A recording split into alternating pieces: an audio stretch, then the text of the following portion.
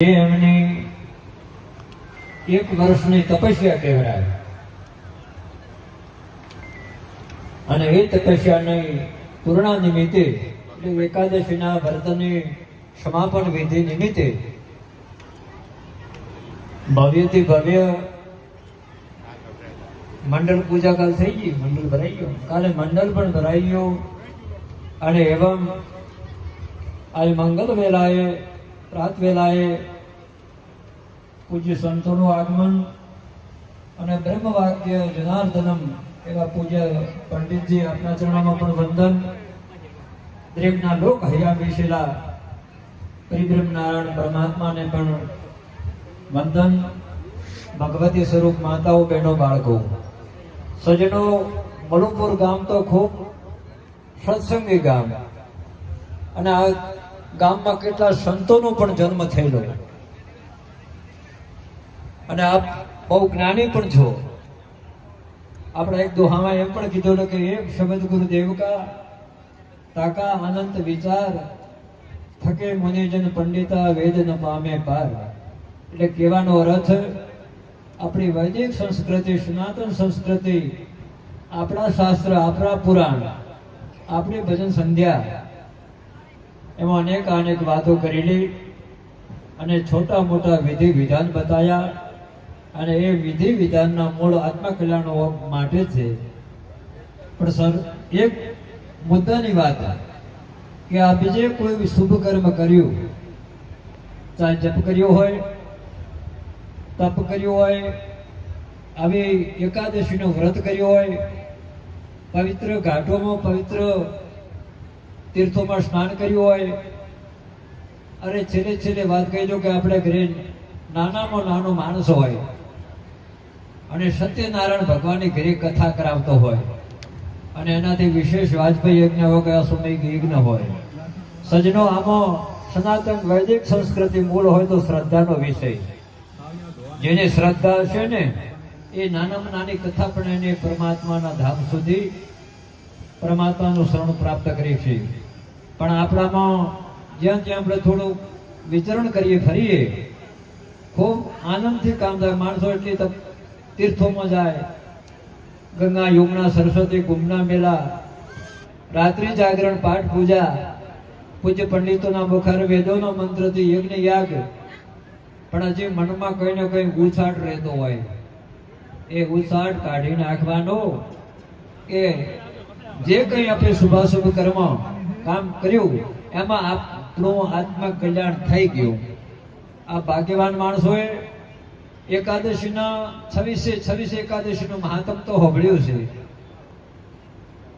અને પૂજ્ય પંડિતજી એમણે મને વાત કરી કે મહાત્મ તો સંભળાયું પણ સાથે સાથે શાસ્ત્રનું જ્ઞાન પણ આલ્યું, રામાયણ, ગીતા, ભાગવત. તો સજ્જનો, હમણાં એક સાખી બોલાતી હતી કે એક ઘડી આધી ઘડી આધિ મેં છે આદ તુલસી સંગત સંત કી કટે કોટી અપરાધ. આવે આવો 3 દાડાનો પુણ્ય વ્રત કર્યું, વિધિ વિધાનથી વ્રત કર્યું,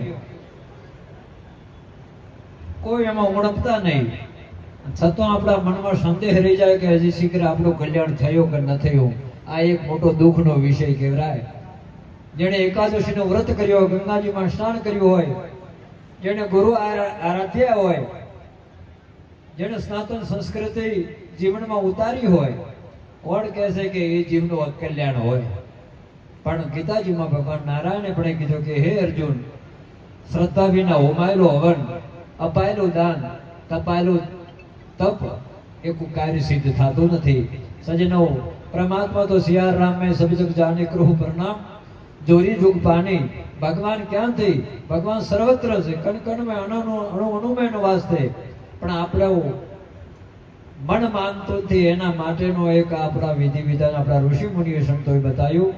એટલે જે કંઈ આપ શુભ કર્મ કરો એમાં શ્રદ્ધાને વિશેષ તો અવશ્ય હોવો જોઈએ. જ્યાં આપણે ઘરે કુળ દેવતા હોય, આપણા ઇષ્ટ દેવતા હોય, આપણા ગામમાં મહાદેવનું મંદિર હોય, રામજી મંદિરોમાં ભગવતીનું મંદિર હોય, સજ્જનો, દર્શન કરવા માત્રથી આપ નક્કી કરી લેવું કે આ ભવનો મારા ભવનો પાપ નિવારણ થઈ ગયો, હું કલ્યાણકારક બની ગયો. જેને આ નિસંદેહ છે એ માણસનું અવશ્ય કલ્યાણ છે. બાકી તો ગમે 4 ધામ કરે, 68 તીર્થ કરે, એકાદશીના વ્રત કરે, આવા પૂજ્ય સંતોને સેવે, સત્સંગ સભામાં જાય, ભજન વાણી બધું સાંભળે, પણ મનમાં પેલો ઉસાટ ન મળે કે હજી છે કે ભગવાન મળ્યા કે ન મળ્યા, મળ્યા કે ન મળ્યા, તો એમાં માટે કાઠું કામ છે.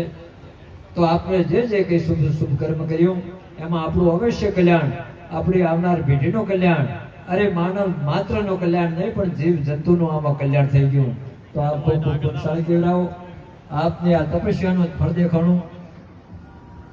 અને બીજું તો આ મનુષ્ય જીવન પરમાત્માના ભજન માટે જ મળ્યું છે. વાલા આવ્યો પણ જાણ્યો નહીં, મનુષ્ય કેરો બ્રહ્મ, કોળિયા આનને કારણે તે કોટિક બોધ્યો કર્મ.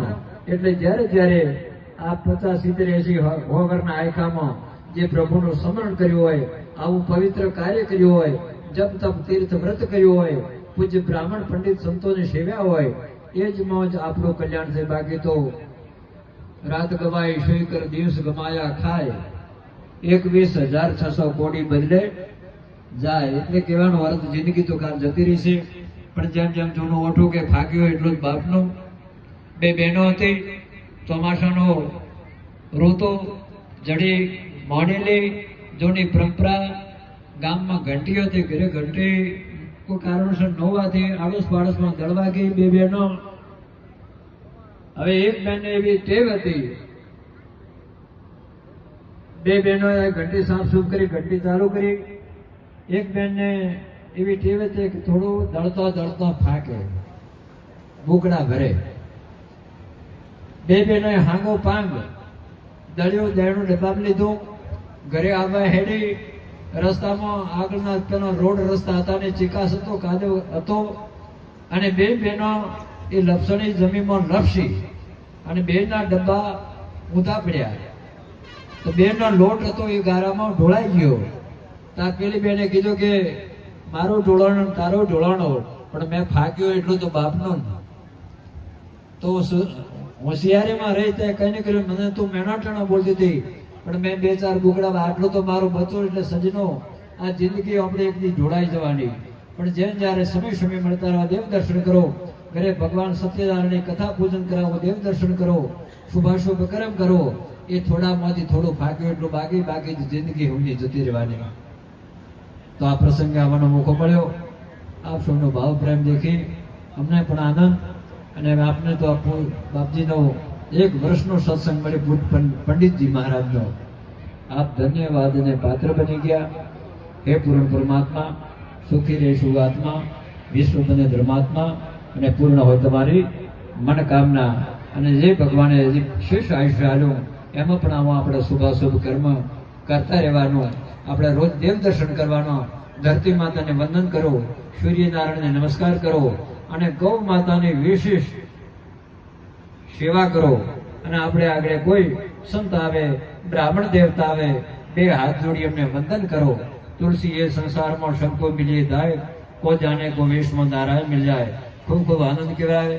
આપણે બીચમાં પાથાવાડા ગંગેશ્વર મહાદેવના મહંત શ્રી સદાગીરીજી મહારાજ એવં એમનો શિષ્ય વૃંદ સાથે પધાર્યા. પૂજ્ય સંતો વતી, ધર્મ પ્રેમી જનતા વતી, પંડિતજી વતી ગુરુજનોને ખૂબ ખૂબ સ્વાગત. બાપજી પધારો. ઓમ નમો નારાયણ, ઓમ નમો નારાયણ, ઓમ નમો નારાયણ.